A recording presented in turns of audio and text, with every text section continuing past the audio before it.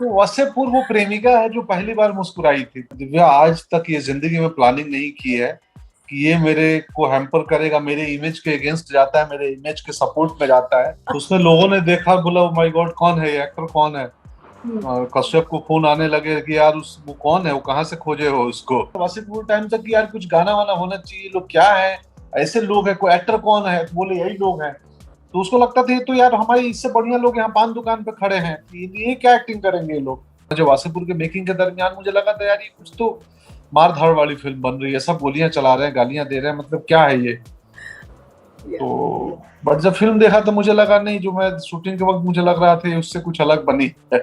पहले प्रयास किया, कास्टिंग नहीं हुई, फिर बाद में कास्टिंग हो गई, फिर शूट चालू होने के एक हफ्ते 10 दिन पहले ऑलमोस्ट मुझे लगा कि मैं फिल्म नहीं करूंगा, छोड़ चुका था मैं। बिल्कुल ड्रीम कम ट्रू लगता है कि जिनको देख के हम ऐसे इंस्पायर होते थे, उनके साथ फिल्में करना या उनके साथ किसी स्टेज पे साझा करना अपने आप में एक अचीवमेंट है। मुझे तो अभी भी नहीं लगता है कि मैं एक्टर बन गया हूँ क्या। मालूम ही नहीं था मुझे कि वसेपुर के बाद मुझे क्या करना है, मेरे पास कुछ नहीं मालूम। कई लोग बोले कि तुम पीआर हायर कर लो, प्रोड्यूसर के यहाँ घुस जाओ। मैं बोला मैं कहाँ क्या करूँ, मैं कहाँ जाऊँ। 15-16 साल मैं एक्टिंग के बारे में सोच रहा था, कर रहा था, तब जाके गैंग्स ऑफ वसेपुर मिली और आई। तो ऑलमोस्ट 15 साल हो गए थे। अंदर का माहौल रियल बुचरी था, वो सेट नहीं था क्रिएट किया हुआ। तो अंदर का माहौल बहुत मतलब बदबूदार और बहुत ही, आदत नहीं है ना आपको उतने सारे ब्लड और अतड़ियां देखने की।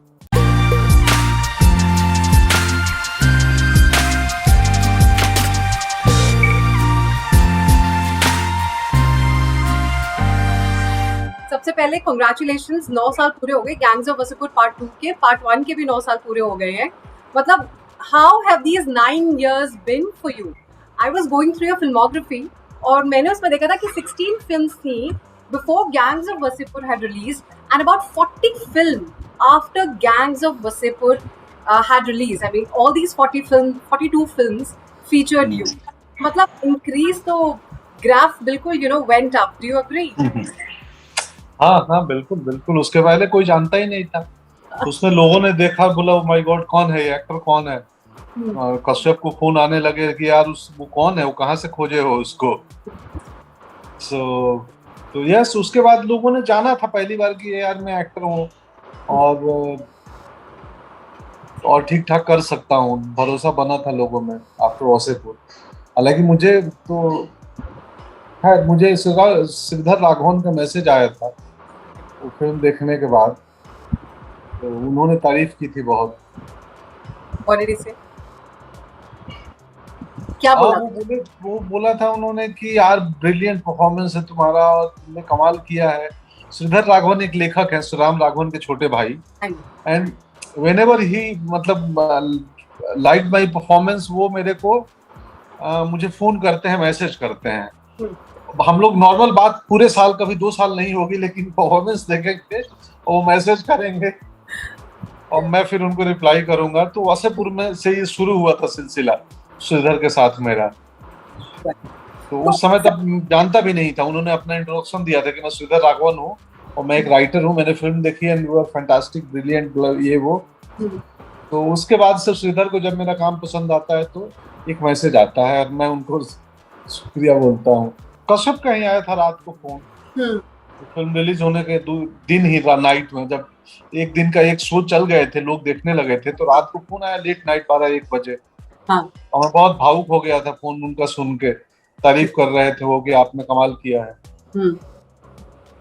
तो मैं बोला अरे वाह। राइट। और जब ये मूवी शूट हो रही थी रियल लोकेशन पे, क्या लोग पूछते थे कि क्या चल रहा है? मैंने ना नवाज के एक इंटरव्यू में सुना था कि उनसे किसी ने पूछा था कि हीरो कौन है फिल्म का, तो उन्होंने बोला मैं हूँ। तो वो बंदा कहता है फिल्म चलेगी नहीं, और फिर नवाज कहते हैं जो मुझे ये बोल के गया ना वो मुझसे भी बुरा दिखता था। तो सोच लो कि क्या इंटरप्रिटेशन था लोगों का। So what, I mean how did people react? उनको तो पता ही नहीं चल रहा होगा ना कि चल क्या रहा है वहां पे। कोई पूछते थे आपसे? नहीं, वो सुबह तो बोल रहा, लोगों को नहीं मालूम, क्योंकि जयपुर के पहले तक या उस हमारे बनारस के उधर जौन इलाके में, मिर्जापुर उस इलाके में सिनेमा मतलब अभी भी वहाँ उस वक्त तक, खासकर वसेपुर टाइम तक, कि यार कुछ गाना वाना होना चाहिए, लोग क्या है ऐसे लोग हैं, कोई एक्टर कौन है, तो बोले यही लोग हैं। तो उसको लगता था ये तो यार हमारे इससे बढ़िया लोग यहाँ पान दुकान पे खड़े हैं, ये क्या एक्टिंग करेंगे ये लोग। एक सिनेमा का है ना कि एक्टर मतलब दिखने में बहुत ही सुंदर और आपको आपके बीच का ना लगे, या वो लगे कि किसी और आइलैंड से या किसी ग्रह से आया हुआ है। तो हम लोगों के आने से और वासेपुर जैसी फिल्मों से इतने रिलेटेबिलिटी लगता है, तो अपने बीच के लोग हैं, एक्टर की कैसे एक्टिंग कर सकते हैं, ये तो आदमी लग रहे हैं, कॉमन आदमी लग रहे हैं। अब धीरे धीरे वो टूटी है भ्रम शायद। बट सर सुल्तान कुरैशी जो था, ये कैरेक्टर बहुत ही अनलाइकेबल है and you took the risk specially as an actor, जब मतलब actors are very conscious of what kind of roles they should be picking, लेकिन आपने वो रिस्क लिया, लेकिन कहीं पे भी आपको वो था कि अभी नेगेटिव नहीं करता हूँ, शायद ये हैम्पर करेगा आगे मेरे ग्रोथ। मैंने दिव्या आज तक ये जिंदगी में प्लानिंग नहीं की है कि ये मेरे को हैम्पर करेगा, मेरे इमेज के अगेंस्ट जाता है, मेरे इमेज के सपोर्ट में जाता है। आज तक मैं ख्याल नहीं किया हूँ कभी किसी भी रोल को करते हुए। यही कारण है कि आप देखेंगे मेरे करियर में तो बहुत, जैसे 3 कहानियां मुझे अभी याद आ गई, अनारकली और फारा, बरेली की मिमी और गुंजन सक्सेना, ये तीनों कहानियों की जो प्रोटोगनिस्ट है वो लड़कियां हैं। राइट, उनकी कहानी है, मैं सपोर्टिंग रोल कर रहा हूँ तीनों जगह पे, और मैं हैप्पीली कर रहा हूँ, और मुझे लगता है कि ये तीनों मेरी खास फिल्मों में से हैं। तो मैं कभी इनके कि मेरे इमेज पे और मेरे लिए ये मायने नहीं रखते हैं। जब मुझे कोई कहानी पसंद आती है या कोई किरदार पसंद आता है तो मैं नहीं देखता हूँ कि कितना बड़ा है कितना छोटा है, ये मेरे इमेज पे क्या प्रभाव करेगा। मुझे लगता है करना चाहिए, अच्छी कहानी है, ये कहानी कही जानी चाहिए, कहानी लोगों तक पहुंचनी चाहिए, इसका हिस्सा बनो, वो उतना ही काफी है मेरे लिए। क्योंकि क्या है ना, ऐसा नहीं होता है कि फिल्म में लोगों ने पसंद कर ली तो लगता है कि एनएसडी की ट्रेनिंग का सफल हो गया, ऐसा कभी मैंने नहीं सोचा। तो वो ओवरऑल बहुत लंबा प्रोसेस है, एक्टर बनने में बहुत वक्त लगता है। वो 3 साल एनएसडी में पढ़ाई जाती है, बट उसके पहले 3-4 साल सोचना कि मुझे एनएसडी जाना है, वो भी प्रिपरेशन चल रहा है। फिर एनएसडी से निकल के ऑलमोस्ट 8 साल हो गए थे वासेपुर आते आते। तो 8, 3, 11 और 4, 15, 16 साल मैं एक्टिंग के बारे में सोच रहा था, कर रहा था, तब जाके गैंग्स ऑफ वासेपुर मिली और आई। तो ऑलमोस्ट 15 साल हो गए थे। तो बट मुझे अभी ऐसा नहीं लगा कि यार मैं जो सीखा हूँ, मैंने जो टाइम दिया वो मेरा इनकैश हो गया है। मैं हमेशा से बड़ा सिंपल, मैं काम करके आ जाता हूँ। लोग बहुत ज्यादा प्रेज करते हैं तो मुझे कई बार मेरे को समझ भी नहीं आता कि इतना भी तो ग्रेट नहीं किया था, लोग इतनी तारीफ क्यों कर रहे हैं।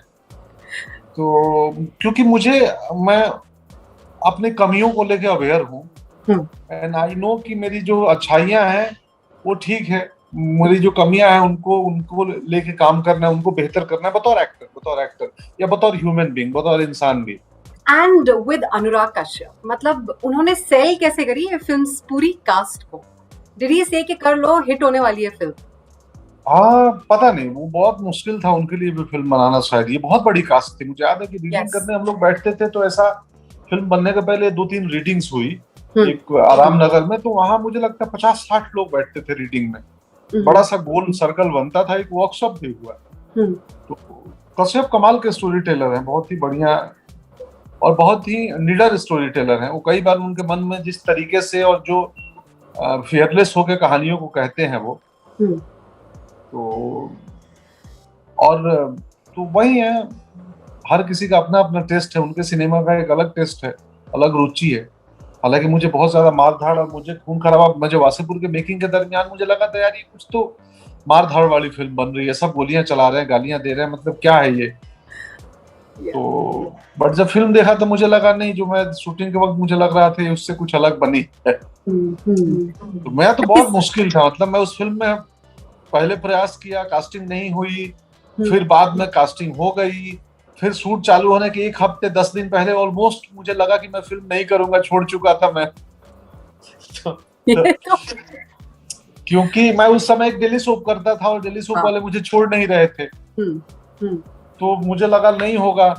और यहाँ वो फिल्म इतनी बड़ी, तो प्रोडक्शन के साथ मेरी लड़ाइयां चल रही है कि कैसे आओगे, कैसे करोगे, कैसे होगा। मैं बोलूं कि यार 3 दिन अगर तुम शूट करो तो चौथा दिन मुझे छोड़ दो। मुझे यहाँ डेली सोप में शादी का सीक्वेंस था, उस शादी को मुझे रोकना था। तो अब मेरे टीवी का प्रोड्यूसर बोले कि पंकज एक बात बताओ, तुम्हारा कैरेक्टर शादी रोकेगा, ये जो होना है हीरोइन और हीरो की शादी, तुम नहीं रहोगे तो फिर कैसे मैं शूट करूंगा, तो शादी कैसे रुकेगी? तो कैसे? मैं बोला कि मुझे वासेपुर में भी एक शादी रोकनी है, उधर मेरी बहन की शादी, बोलना है कि मत करो करो इससे शादी, जो उसकी शादी हो रही है पार्ट 2 में मैं आता हूँ। यस। तो मैंने बोला, तो बोला अब तुम्हारी चॉइस है, तुम चुन लो कि तुम्हें कौन सी शादी रोकनी है, बॉम्बे वाली की जो वासेपुर वाली। Oh God. अब मैं बैठा पेमेंट का आकलन करने, तो पेमेंट वाइज मुझे ज्यादा पे कर रहे थे टीवी वाले, वो जो डेली सोप था। तो मुझे लगा कि महंगी शादी तो यही है, वो तो सस्ती शादी है उधर। बट लॉन्ग रन में वो टीवी शो शायद ही किसी को याद होगा, वासेपुर सबको याद है। सही बात है। तो उस समय लग गया था कि यार आपको एक अभी तुरंत का फायदा देखना है कि लंबा फायदा हो सकता है कि फायदा हो सिनेमा में। यस। तो है वो जैसे तैसे करके होता है, एक्टर्स की जिंदगी में कई बार डेट्स को लेके ये सब मसले आते हैं। तो मैं फाइनली सब छोड़ के गया, मैं बोला अब जो होगा सो होगा, मैं जा रहा हूँ बनारस, जैसे मैनेज करना है करो। Yes yes. आप एक ब्राह्मण फैमिली से हैं, और जो मूवी का जो कैरेक्टर था उसमें आप बूचर बने हैं, आपको एक ऐसी जगह में रहना था जहाँ पे स्लॉटर हाउस जिसको कहा जाता है, वहां पे आपके सीन्स कुछ शूट किए थे। How difficult was that for you? पहला शॉट डिफिकल्ट था, क्योंकि वहां पे डिफिकल्ट सिर्फ इसलिए था कि अंदर का माहौल रियल बुचरी था, वो सेट नहीं था क्रिएट किया हुआ। तो अंदर का माहौल बहुत मतलब बदबूदार और बहुत ही, आदत नहीं है ना आपको उतने सारे ब्लड और अतड़ियां देखने की, तो ऐसा माहौल बड़ा खराब था, डरावना सा था। डरावना तो नहीं कहेंगे, डरावना से ज्यादा वो परेशान करने वाला था। हम यूज टू नहीं है उस दुनिया के बारे में, तो मुश्किल था करना वो सीन। हम लोग गए, मुश्किल से 1 घंटे आधे घंटे अंदर रहे और करके आ गए। बट वही है ना कि जब एक्टर बनने चलते हो ना, तो हम बीइंग अ प्रोफेशनल, हमारी ट्रेनिंग में हम बहुत कुछ सिखाया जाता है कि आपको थोड़ा सा आपकी जिंदगी में बहुत सारी परिस्थितियों में आपको परफॉर्म करना पड़ेगा, एक्ट करना पड़ेगा, बहुत किस्म के किरदार करने पड़ेंगे। कई बार वैसे किरदार करने भी पड़ेंगे जो आपके अपने नेचर के अगेंस्ट जाते हैं। आप कन्विंस नहीं है, आपको लगता है ये आदमी गलत है, बट आप ठीक है, आप उसी गलत आदमी का रोल कर रहे हो। तो बतौर एक्टर वो ट्रेनिंग हमें थोड़ी तो ताकत देती है, बट यस सेम टाइम एक ऐसे माहौल में करना मुश्किल होता है। तो 1 आध घंटे लगे थे, हमने कर लिया था मुंह ढक वक के बंद करके जैसे तैसे। तो मतलब Manoj Bajpayee, you've always considered him as your guru. मतलब आप होटल में जब थे तो मनोज बाजपेयी जब वहां पे रहने आए थे तो उनका एक आपने सामान रख लिया था, तो you've always considered him as your guru, and few years later आप दोनों स्क्रीन पे आते हैं, you're like in the same project. Was that a dream come true for you? क्या? यस बहुत उस वक्त मैं उनसे मिला, बताया था मैं वो किस्सा। और इनफैक्ट पिछले साल क्रिटिक्स चॉइस अवार्ड में मनोज भैया को बेस्ट एक्टर मिला भोसले के लिए, और मुझे उन्होंने गुंजन सक्सेना के लिए सपोर्टिंग एक्टर दिया। तो मैं उसमें यही बोला कि मेरे लिए किस्मत है कि मैं जिस व्यक्ति को देख के इंस्पायर हुआ मेरी जर्नी में, मुझे लगा कि मैं भी सिनेमा में जाऊंगा क्योंकि ये जा सकते हैं, उनके साथ मतलब कोई अवार्ड साझा करना। आज इनफैक्ट आज ही न्यूज मुझे किसी ने दिया है अभी 1 घंटे पहले कि मेलबोर्न फिल्म फेस्टिवल में हम दोनों नॉमिनेटेड हैं बेस्ट एक्टर। वो पता नहीं किस फिल्म के लिए, मैं लूडो के लिए हूँ शायद, लूडो के लिए ऑस्ट्रेलिया में, आज ही की खबर है। तो ये तो बिल्कुल ड्रीम कम ट्रू लगता है कि जिनको देख के हम ऐसे इंस्पायर होते थे, उनके साथ फिल्में करना या उनके साथ किसी स्टेज पे साझा करना अपने आप में एक अचीवमेंट है। मुझे तो अभी भी नहीं लगता है कि मैं एक्टर बन गया हूँ क्या। मैं कल रात को शूटिंग कर रहा था और मैं निकल के सेट पे जा रहा था, तो बहुत बड़ा सेट है, बहुत ह्यूज सेट लगा हुआ है और 200-250 लोग थे। और मैं जब निकला तो बाहर वहाँ 2-3 सिक्योरिटी वाले, 5-6 मेरे स्टाफ, मतलब मेकअप हेयर वेयर मेरे साथ चलने लगे। तो मैं चलते हुए मेरे मन में ख्याल है, मैंने बाएं देखा कि इधर 2-3 खड़े हैं, इधर 2-3 खड़े हैं, ये लोग आगे चल रहे हैं, 2-3 है, हटो हटो हटो। मैं बोला मैं इतना, मतलब ये क्या है, मैं एक्टर बन गया हूँ क्या, इतने लोग मेरे आगे पीछे घूम रहे हैं। ये वही होता है ना, ऑनेस्टी के साथ अगर जो काम किया जाए, that would always give you success, and you been very honest. मैं उस सेट को देखा, मुझे लगा ये मेरे सीन के लिए इतना बड़ा सेट लगा है, इतना खर्च किया है अमेज़न प्राइम ने, गुरु ये तो बहुत महंगा चीज है ये। अच्छा, सर एक और चीज पूछी थी, do you think gangs of Wasseypur ने जो आपको दिया in terms of fame, recognition, success, has any other film, कोई और फिल्म उसको मैच कर पाई है अभी तक?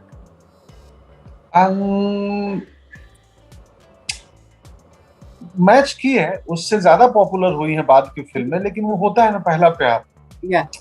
कि आपको पहली बार आपने स्वाद चखा कि लोग आपका नाम जान रहे हैं। Yes. कि जिस दिन पहली बार वो देख के मुस्कुराई थी और मुस्कुरा के और वो सर झुका के मुड़ गई थी, तो वो शादी के बाद भी वो पहला दिन ही याद रहता है। तो वसेपुर वो प्रेमिका है जो पहली बार मुस्कुराई थी, तो उसके बाद बहुत हुआ बाद में, मतलब ठीक है, लेकिन वो पहला ये है जो इसने मुझे लगा था कि अच्छा है, इतना लोग पसंद कर रहे हैं। मैं मालूम ही नहीं था मुझे कि वसेपुर के बाद मुझे क्या करना है, मेरे पास कुछ नहीं मालूम। कई लोग बोले कि तुम पीआर हायर कर लो, प्रोड्यूसर के यहाँ घुस जाओ। मैं बोला मैं क्या करूं, मैं कहाँ जाऊं, मैंने एक्टिंग करना था कर दिया, जिसको बुलाना होगा बुलाएगा, मैं कहीं नहीं जाऊंगा। What was the bonding like as an actor? मतलब तिग्मांशु और पीयूष जी के साथ जो आपकी बॉन्डिंग थी एज एक्टर्स, वो कैसा रहा था? मेरी उनसे बॉन्डिंग एज एक्टर से ज्यादा एज सीनियर थी। दोनों मेरे सीनियर हैं और तिग्मांशु सर एक्टिंग के पास आउट है एनएसडी से। तो हमारे लिए वसेपुर के सेट पे एक ऐसा एनएसडी टाइप भी माहौल था कि तिसु दा, पीयूष दा, मनो, नवाज दा, तो ये सब सीनियर एनएसडी के। मनोज सर भी एनएसडी नहीं गए लेकिन सीनियर ही है, उन्हीं लोगों के साथ थिएटर किया है दिल्ली में। तो वहाँ ज्यादातर थिएटर वाला माहौल था, कोई भी एक्टर जो था वो सब सारे एक्टर थिएटर के बैकग्राउंड थे। तो वहाँ सीनियर जूनियर वाला माहौल ज्यादा था कि मैं उनके लिए खड़ा रहता था, उनको खिलाने में। मुझे खाना हो तो मेरे से नीचे जूनियर था विवेक घमंडे, एक लड़का है मेरी गैंग में था विवेक, तो मैं उसको ऑर्डर करता था, विवेक हाँ जाए ये ला ये कर। तो ऐसा हायरार्की चलती थी कि अपर सीनियर ने जूनियर को बोला क्या भाई क्या करेगा, मैं बोला अरे विवेक चलो ये करो। खैर मजा अलग था वासेपुर का। गैंग्स ऑफ वासेपुर 3 हो सकती है? मतलब कैरेक्टर्स तो वैसे मर ही गए हैं, मुझे नहीं मालूम, वो तो मुझे नहीं पता, मेरे को नहीं लगता कि होगी। अनुराग ने शायद कई बार बोला भी है कि नहीं होगी, पता नहीं। Yes. And you know, with Anurag, what was the biggest discovery? सबसे बड़ी discovery about Anurag, about Manoj Bajpayee, Piyush Mishra, राजकुमार राव, नवाजुद्दीन, सबसे बड़ी डिस्कवरी क्या थी इन सब के बारे में जब आपने इनके साथ मूवी करी? कुछ नहीं, मुझे डिस्कवरी यही थी कि सब पैशनेट और अपने क्राफ्ट को लेके बहुत ही कंसर्न सिंसियर लोग हैं और सब विद्रोही तेवर के हैं। अपने अपने सॉफ्ट, अपने अपने मतलब कंफर्ट की दुनिया से निकले हुए लोग हैं और जो मन में आया वही करेंगे ठाने हुए लोग हैं। सेम टाइम कमाल की सेंसिबिलिटी है, कमाल का सेंस ऑफ ह्यूमर है। सेट में बहुत हंसी का माहौल रहता था। वसेपुर की शूटिंग में मतलब ऐसे दिन भर चुटकुले चलते थे, गैंग ग्रुप बन जाता था, इधर एक ग्रुप में चल रहा है उधर एक ग्रुप में। तो सेट का माहौल बहुत ऑर्गेनिक था, बहुत हायरार्की फ्री था। हायरार्की नहीं थी कि वो बड़े एक्टर आ गए तो सब बाहर साइड हो रहे हैं, तो वो बड़ी गाड़ी से कोई नहीं आता था, सब एक गाड़ी में 10 लोग बैठ के आते थे। बजट भी नहीं था उतना कि हायरार्की पालन हो, हायरार्की के लिए भी बजट चाहिए ना। कितना बजट था वैसे गैंग्स ऑफ वासेपुर का? मुझे नहीं मालूम, मैं उस समय तक, अभी भी मैं अपनी फिल्मों का बजट मुझे नहीं पता होता है। आप पूछो मेरे से मिमी का बजट क्या है, मुझे नहीं मालूम। और सर एक और last question about the film, मतलब हमने फिल्म का इम्पैक्ट देखा है, हमने देखा है कि viewers really loved it, but एक सेक्शन थी who weren't very happy, इतना उसमें मार धाड़ है, इतना उसमें murder and violence and all of that, which Anurag Kashyap is associated with. उनको क्या बोलना चाहेंगे 9 साल बाद कि अब तो देख लो? नहीं, मैं देखिए, मैं फिल्म का रिप्रेजेंटेटिव नहीं हूँ, ना स्टोरी टेलर था, ना डायरेक्टर था, मैं एक अदना सा एक्टर हूँ। एक्टर की भूमिका सबसे छोटी होती है फिल्म वर्ल्ड में। दिखते हम हैं लेकिन हम बनाने में हमारा योगदान कुछ नहीं होता है। वो क्रिएटर का होता है, प्रोड्यूसर का, डायरेक्टर का, राइटर का। वो बड़े लोग हैं, एडिटर, मतलब वो उनका क्रिएशन में, सिनेमा में बड़ी भूमिका है। मुझे लगता है देखिए, हर फिल्म का अपना एक डिस्क्लेमर होता है कि भाई 18+ कंटेंट है, और इसमें वो बताते हैं कि थोड़ा तो पसंद की बात है। किसी को दही बड़ा बहुत पसंद है, किसी को नहीं पसंद है। तो अगर आपको मार धाड़ पसंद नहीं है तो आप अपने पसंद की चीजें खोज लीजिए, डिस्क्लेमर तो है ही। सबसे डिफिकल्ट कौन सा सीक्वेंस था? आई रिमेम्बर जो फर्स्ट जो ओपनिंग सीक्वेंस है, जहाँ पे आपको इतना दूर चलना पड़ता है, आप गाड़ी से उतरते हैं, आप घर तक जाते हैं, नवाज के घर तक जाते हैं, फिर बुलेट्स एंड फायरिंग शुरू होती है। आई थिंक उसको शूट करने में काफी डिफिकल्टी आई थी, क्योंकि वो बहुत सारे कैमरास इंस्टॉल्ड थे, and I think one the TV didn't work, जिसपे क्योंकि सास भी कभी बहू का टाइटल ट्रैक चल रहा था। आई थिंक दैट वो वही गलती हो, वो सिंगल टेक था वो शॉट, 9.5 मिनट का, 10 मिनट के लगभग का सिंगल टेक था, विदाउट कट। पहले शुरुआत में गलती हो गई थी टीवी सेट पे, और फिर वहीं से रीडू हुआ कट करके, क्योंकि सब अपने अपने टाइम पे, बहुत सारे उसमें कोऑर्डिनेशन की जरूरत थी कि मैं जब इस गली में घुसूंगा तो वो निकलेगा, उसको पहली गोली लगेगी, वो गिरेगा, इस पॉइंट पे दोनों टीम मिलेगी। हमें इतना ब्रीफ किया गया था कि पहला बम मैं इस दरवाजे पे फेंकूंगा तो इसका इफेक्ट आएगा, सेकंड नंबर, क्योंकि सब कोऑर्डिनेशन बहुत होता है। एक सिंगल टेक में बहुत पूरी यूनिट का कोऑर्डिनेशन लगता है कि यार पहला इफेक्ट ये, सेकंड इफेक्ट ये, थर्ड ये। तो 10 मिनट का टेक जिसमें एक्शन इन्वॉल्व हो, जिसमें बहुत सारे ब्लास्ट इन्वॉल्व हो, तो बहुत कोऑर्डिनेशन है। एक गलती हुआ तो चोट भी लग सकती है, या मैं इस खिड़की पे मारा और नंबर उस खिड़की थी, ब्लास्ट कहीं और हो गया। हाँ, राइट।